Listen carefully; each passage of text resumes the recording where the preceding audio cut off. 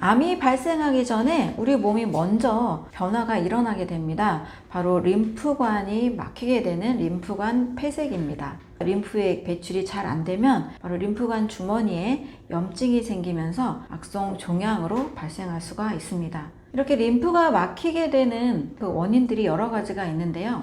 해로운 신진대사 노폐물이 쌓인다거나 여러 독소가 쌓이거나 다양한 세균과 바이러스 병원체가 원인이 되기도 하고요. 유해물질이나 내 몸에 생기는 세포 잔해물들이 쌓여서 발생합니다. 자, 이럴 때 우리 몸이 보내주는 신호들이 있습니다. 혈액순환이 잘 안 되는 담석이 몸에 축적이 됩니다. 담석이 축적이 되면 담즙 분비가 원활하지 않기 때문에 소화에도 문제를 일으킵니다. 자, 소화가 안 되면 우리 몸에서는 그 소화 안 된 대사산물 찌꺼기들이 장내 유해세균들이 먹고 다양한 독성 물질들을 만들어냅니다. 2중, 3중으로 계속 독소가 이어지게 되는 거죠. 그 대사산물이 또다시 혈관과 림프액으로 또 흡수가 됩니다. 소화불량이 독소를 유발한다 라고 제가 늘 강조를 드리는데요. 특히 이렇게 소화가 잘 안 되고 독소를 자꾸 생산하게 되는 음식들은 동물성 단백질이라고 할 수가 있습니다. 생선이나 육류나 여러 가금류의 고기들이나 유제품의 경우도 아주 소량 섭취해서 깔끔히 소화를 시키면 큰 문제가 되지 않는데요. 너무나 자주, 너무나 많이 먹게 되면 그 대사산물 찌꺼기들이 림프액을 막는 여러 요소들이 될 수가 있습니다. 고기를 아주 과식했을 때 느껴지는 몸의 변화가 있잖아요. 화장실 갔을 때도 변화가 다르고 또 소화가 안 되는 트림이 나오는 이런 변화들이 바로 독소가 많이 생기는 변화라고 볼 수가 있습니다. 특히 이 동물성 단백질의 경우에는 빌 클린턴 대통령의 주치의였던 존 맥두걸에 의하면 죽은 동물의 사체를 먹는 거다라고 이런 표현을 과하게 한 적이 있었는데요. 시간이 지나면 구조가 바뀌게 됩니다. 동물이 죽게 되면 이 세포에 있는 효소들이 단백질의 구조를 변화시킵니다. 단백질의 구조를 변화시키면서 고기를 익혀 먹잖아요. 열에 응고된 단백질을 섭취하게 되면 이 3차원적 구조가 깨지게 되면서 독성이 많은 단백질로 바뀌게 됩니다. 림프계에 좋지 않은 영향을 미치게 되는 거죠. 또 이러한 성분들은 기생충이나 유충이나 이 세균들의 먹이가 됩니다. 나쁜 세균들이 더 증식할 수 있는 환경으로 바뀌게 되는 거죠. 따라서 동물성 단백질은 좀 최소화시키는 방향이 내 몸의 림프관 폐색을 막고 암 발생률을 줄인다라고 볼 수가 있습니다. 림프관 폐색이 일어나면 림프절에 염증이 생기면서 다양한 질병들이 생길 수가 있습니다. 비만도 림프관 폐색 상태라고 볼 수가 있고요. 자궁근종이나 난소 낭종, 전립선 비대증, 류마티스 관절염, 좌심실 비대증이나 우열성 심부전 같은 심혈관 질환 쪽, 기관지 폐색이나 폐부종 같은 기관지 폐 쪽 질환도 모두 다 림프관 폐색으로 기인할 수가 있습니다. 또 목의 비대증이나 목과 어깨에 경직이 일어나는 현상들, 요통이나 두통, 편두통, 어지럼증이나 또 이명, 이런 증상들도 모두 다 연결이 되어 있습니다. 평상시 내 몸에 독소 배출, 림프 순환을 잘 하는 것, 이거를 꼭 신경을 써야 되겠습니다. 그러면 이 림프관 폐색을 막는 방법, 또 쉽게 일상에서 치유하는 방법도 안내를 해드리겠습니다. 첫 번째는 소화불량을 잘 해결하는 것. 제가 늘 강조드리는 게 영양과 해독의 원리인데요. 특히 우리가 많이 놓치고 가는 것이 해독이라고 할 수가 있습니다. 또 소화불량이 독소를 유발한다 라고 또 많이 강조를 드리고 있는데요. 내가 소화가 안 되는 음식은요, 나에게 절대 맞지 않는 음식입니다. 가공식품 많이 드시거나 고기를 많이 드셨을 때, 또는 뷔페 음식 같이 너무나 다양한 음식을 동시에 많이 드실 때도 이 소화불량이 옵니다. 이 소화불량을 가볍게 보지 마시고 내 몸에 림프에 이런 독소들이 쌓일 수 있겠다라고 생각하셔야 됩니다. 그래서 소화를 잘 시키는 습관, 완전 소화하시는 습관, 몸에 과식하지 않은 습관을 중요하게 생각하시면 좋겠습니다. 또 해독 음식, 해독 식단을 꼭 챙겨 드시는 것이 좋습니다. 해독에 좋은 음식은 과일과 채소 위주의 신선한 음식입니다. 만약에 과식을 했다거나 가공식품을 드셨다거나 그럴 때는 다음날 위장을 꼭 쉬어주시고 과일과 채소 위주로 신선한 식사, 영양이 풍부한, 효소가 풍부한 식사를 드시는 것이 도움이 됩니다. 그래서 과식하거나 나쁜 음식을 드신다면 해독해야 되겠다, 이게 바로 림프절 폐색을 막고 많은 질병들을 예방하는 일상의 습관이라 할 수 있습니다.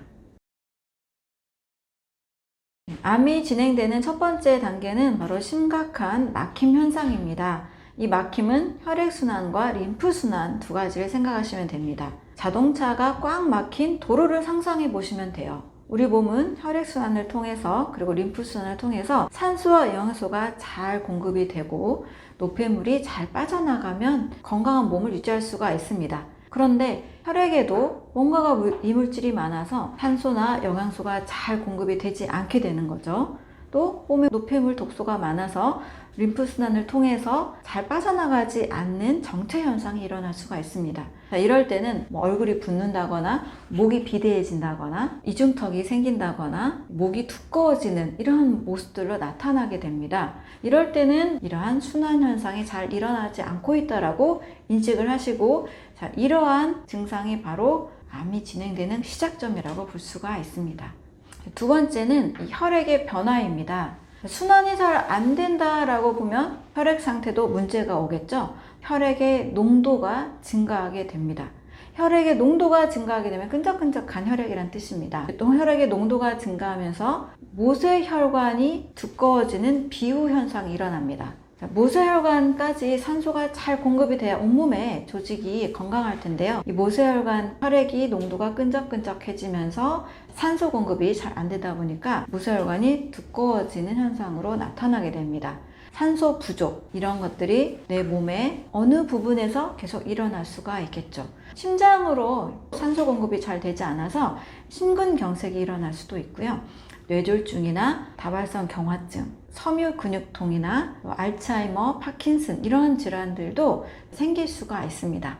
혈액이 끈끈하지 않도록 혈액의 농도, 혈액 상태의 건강도 중요하다고 할 수가 있겠죠. 세 번째 일어나는 암의 진행 단계는 세포 산소 부족입니다. 혈액의 농도가 끈끈해지다 보니까 세포 속으로 산소가 잘 전달이 안 되겠죠. 제가 암은 무산소 호흡을 한다라고 말씀을 드린 것처럼 세포에 산소가 부족해지는 현상이 일어나게 됩니다.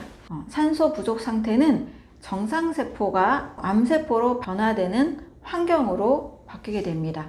이렇게 세포에 산소가 잘 공급이 안 되는 세포 산소 부족을 겪는 이유는 세포막에 문제를 일으키는 다양한 식습관, 음식물 성분이 원인될 수가 있습니다.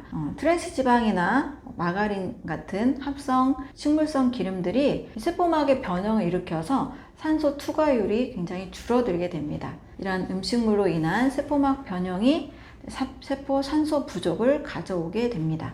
마가린의 경우에는 관상동맥 질환의 위험을 증가시키는 것으로 하버드 의대에서 약 8년의 연구 끝에 발표한 적도 있습니다. 세포에 산소가 잘 공급이 안 되는 상태는 심혈관 질환 비롯해서 암의 원인이 되기도 하니까요. 충분한 산소 공급 상태, 세포막의 건강 상태까지도 우리가 같이 신경을 써야 됩니다. 암이 진행되는 네 번째 단계는 만성 소화불량입니다. 소화불량을 일시적으로 가끔 겪는다고 해서 그런 건 아니겠지만 만성적으로 늘 소화가 안 되는 상태가 되면 소화 안 되는 찌꺼기들로 인해서 림프관이 자꾸 막히게 되고 또 장의 폐색과 장 건강에 문제를 가져오게 됩니다.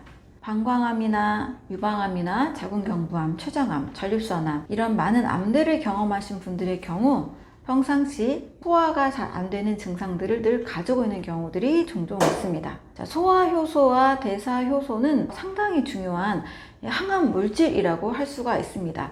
왜냐하면 이 효소가 부족하게 되면 여러 영양소들을 완벽하게 소화를 잘 시키지 못하기 때문입니다.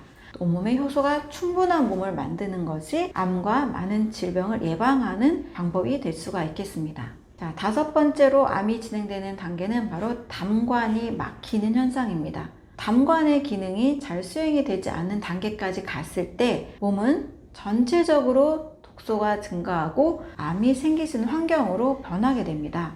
담관이 막히는 원인은 담석이 있는데요. 이 담석은 담낭에만 쌓이지 않습니다. 간에서도 간 내 결석의 형태로 담석이 쌓일 수가 있습니다. 자, 그러면 간은 여러 기능들을 수행하면서도 이 음식물을 완벽히 소화시키는 담즙을 만들어내는데요. 이 담즙이 제대로 흘러가지 않아서 세포의 정상적인 기능들을 제대로 수행하지 못하게 됩니다. 담관이 막히는 현상, 담석이 간과 담낭에 쌓이는 현상까지 일어나게 되면 몸이 독소가 쌓이면서 암이 잘 생길 수 있는 형태로 바뀌게 됩니다. 암 환자나 관절염이나 심장질환, 간과 만성질환으로 고통을 받는 사람들의 경우 보면 이 담석이 상당히 많이 발견이 되고 담낭에 쌓이는 경우들이 종종 있게 됩니다. 그래서 암이 진행되는 이 5가지 단계, 혈액순환과 림프의 순환이 막히는 것, 혈액이 점성이 생겨서 바뀌는 것, 세포에 산소가 부족한 상태, 만성 소화불량, 담관의 막힘 현상, 이러한 현상들을 통해서 온몸에 순환과 산소와 영양소의 적절한 공급, 음식물을 완전히 잘 소화시켜서 찌꺼기가 쌓이지 않게 만드는 것, 기본적인 식이습관, 이런 것들이 굉장히 중요하다고 볼 수가 있겠습니다. 담석이 막히고 간 내 결석이 있는 상태가 상당히 좋지 않다라고 말씀드렸는데요. 바로 이 담즙이 매우 중요한 기능을 하고 있기 때문입니다. 담즙은 암과 심혈관 지방을 예방하고 온몸의 전체적인 순환에 좋은 기능을 하는 것으로 알려져 있습니다. 특히 담즙의 색소, 빌리루빈이나 빌리베르딘이라는 담즙의 색소가 있는데요. 바로 이 담즙의 색소가 항암 성분을 가지고 있는 것으로 밝혀졌습니다. 바로 이 담즙 색소가 항산화, 항돌연변이, 즉 항암 기능을 하는 것으로 알려졌습니다. 특히 이 담즙의 농도가 높을수록 좋은데요. 바로 항암 성분 기능이 있는 담즙 색소가 이 기능을 해주기 때문입니다. 그리고 담즙이 잘 흘러 들어올 수 있도록 담즙관이 잘 막히지 않게 담석을 제거하는 것이 중요한데요. 암세포로 변이되는 것을 막아주는 기능을 합니다. 담즙 기능도 우리 몸에서 굉장히 중요한 역할을 하니까요. 담석이 잘 생기지 않도록 간 기능과 또 담낭의 기능도 잘 살펴주시는 것이 매우 중요합니다. 해독식단으로 제가 추천드리는 과일 그리고 녹즙에 대해서 좀 말씀을 드리겠습니다. 암 환자와 그리고 많은 만성질환자들에게 잘 맞는 과일은 바로 사과와 당근입니다. 사과와 당근은 갈았을 때 그 분자 조합이 몸의 흡수율을 올려서 영양소를 잘 흡수하고 또 독소를 잘 제거하는 것으로 알려져서 빼놓지 않고 드시는 과일과 채소 조합이라고 할 수가 있습니다. 자, 그리고 특히 과식을 하거나 내 몸에 좀 염증을 빨리 줄이고 싶다라면 십자화과 채소로 녹즙을 만들어 드시는 것을 추천을 드립니다. 십자화과 채소는 브로콜리, 양배추, 케일 같은 녹황색 채소입니다. 여기에는 항암 성분으로 잘 알려진 MNM이라는 성분이 들어있어서 몸에 염증을 빠르게 줄여줍니다. 만약에 내가 오늘 과식을 했다 해서 집에서 좀 물을 드시고 싶다라면 차라리 브로콜리, 양배추, 케일을 갈아서 그 녹즙을 한 잔 드시는 것이 좋습니다. 또 다음 날에도 이 녹즙을 한 2잔 정도 더 드시면 해독하는 효과가 굉장히 빨라집니다. 대신 녹즙을 드실 때는 말 그대로 채소의 즙을 드시는 거지 과일과 엄청 많이 갈아서 당분과 같이 섭취하시는 것은 과식 이후에는 추천하지 않습니다. 이 당분이 또 몸속에 들어와서 또 과식한 음식물과 또 섞일 수가 있기 때문이죠. 과식을 한 이후에는 십자가 채소로 만든 녹즙을 추천을 드리고요. 내가 매일매일의 건강을 위한 해독 식단을 드시겠다면 사과나 당근, 또 사과와 당근을 많이 드시는 것을 추천을 드립니다. 막스것은 식사법에서 가장 강조했던 것은 하루 13잔의 녹즙이었습니다. 막스것은 녹즙에는 사과와 당근, 샐러리, 브로콜리, 케일 이 정도의 과일과 그리고 많은 양의 채소가 들어가게 되는데요. 여기에 들어있는 핵심 성분은 다양한 물론 파이토케미컬과 함께 많은 칼륨의 양입니다. 막스것은이 주목했던 성분은 세포 속에 과다한 나트륨 섭취가 원인이었습니다. 이 나트륨을 빨리 제거하기 위해서 칼륨이 많은 채소, 녹황색 채소를 많이 먹게 했는데요. 무려 13잔을 하루에 한두 시간 간격으로 환자들이 계속 섭취하도록 했습니다. 우리나라 실정으로는 유럽인과 우리나라 사람들이 체형이 좀 다르잖아요. 그래서 한 6, 7잔 정도로 막스거슨의 치료법을 응용해서 치료하는 곳이 대한제암거순의학회인데요. 여기서는 하루에 6잔에서 7잔 정도의 녹즙을 추천을 하고 있습니다. 그래서 수시로 이 세포의 기능을 계속 칼륨 섭취를 통해서 나트륨을 제거하는 것에 초점을 두고 있습니다. 가장 이상적인 것을 말씀을 드린다면 역시 유기농으로 재배한 품질이 좋은 GMO가 없는 것을 추천을 드립니다. 네, 아무래도 화학 비료를 사용했을 때 채소나 과일이 가지고 있는 영양소가 좀 불균형이 오기가 쉽겠죠. 가장 이상적인 것은 유기농, 그리고 GMO 없는, 유전자 조작이 없는 것을 가장 추천을 드립니다. 네, 그런데 저조차도 늘 그렇게 챙겨 먹는다는 것은 상당히 좀 어렵긴 합니다. 그래서 100%를 실천하겠다라는 것보다는 내가 습관이 되게끔 즐겁게 하자, 좀 손쉽게 하자라는 차원에서 저는 제철과일 위주로 지나치게 당분이 인위적으로 높이지 않은 과일이라면 비교적 그것을 선택하는 편입니다. 유기농을 선택할 때도 있지만 그렇지 않을 때도 있으니까요. 이렇게 좀 일상에서 나에게 습관이 만들어가게 하는 것이 중요하고요. 대신 이 정도의 노력으로도 우리가 그동안 과한 가공식품을 먹고 또 치킨, 피자, 햄버거를 일상적으로 늘 먹어왔던 몸이었다면 상당히 큰 도움이 되니까요. 좀 즐겁게 또 손쉽게 할 수 있는 방법을 저는 추천을 드립니다. 저탄고지는 저는 일시적으로 효과가 있는 식사라고 말씀을 드리고 있습니다. 우리가 사람의 몸을 저는 항상 자연의 질서에서 관점에서 보면 수렵 채집 생활을 할 때 가장 자연스러운 자연에 맞는 식사를 했다라고 봅니다. 그런데 열매가 많이 나는 계절도 있지만 열매가 나지 않은 계절도 있고 열매를 심지어 먹지 못하는 지역에 사는 사람들도 있었겠죠. 그럴 때는 동물의 어떤 내장이나 지방, 고기를 먹을 때도 있었을 겁니다. 일시적으로는 저탄고지 효과를 보실 수 있는 분들이 있습니다. 다이어트라든지 당뇨라든지 지나친 탄수화물 섭취로 인해서 몸이 지나치게 당분이나 지방, 비만이 많이 쌓였을 때는 일시적으로 저는 사용해도 되는 식사법으로 봅니다.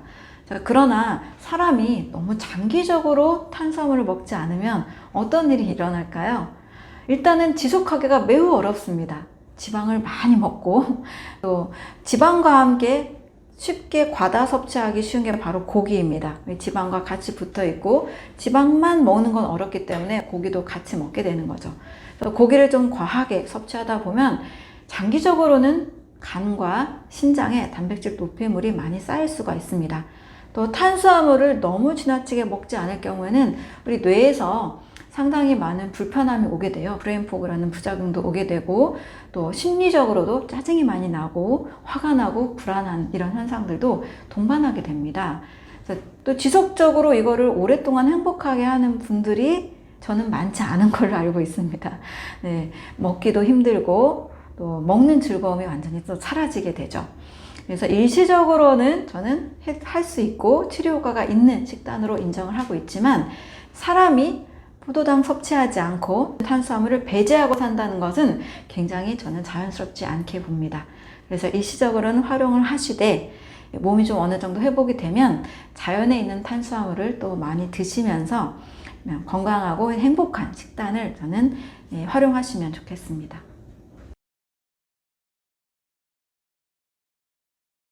통밀과 또 통곡식, 통밀이나 현미 같은 이런 통곡식에 대해서는 하루에 20% 정도를 제한을 하는 식단을 주장하는 분들이 있습니다. 미국의 의사들의 의사로 알려진 조엘 펄먼 선생님은 통곡식을 하루에 20% 이하로 제한을 하고 있습니다. 그러니까 가끔 또 빵도 먹고 싶고 하잖아요. 그럴 때 만약에 내가 글루텐에 대한 저항이 없다라면, 잘 소화를 시킬 수 있다라면 통밀이나 또 통곡식을 일정 양을 섭취해도 괜찮습니다. 문제는 너무 지나치게 많이 먹을 때가 문제가 되는 거죠. 또 몸에 잘 소화를 시키고 또 비만에 어떤 문제가 없는 분들이라면 가끔씩 통곡식을 활용할 수 있습니다.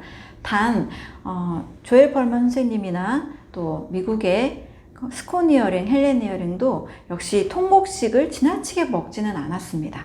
네, 먹어도 되고 안 먹어도 되는 날로 먹어도 되고 또 먹지 않는 날도 상당히 많이 있었고, 그 양을 좀 조절을 하신다라면, 소화가 또 잘 된다라면 어느 정도는 드셔도 됩니다.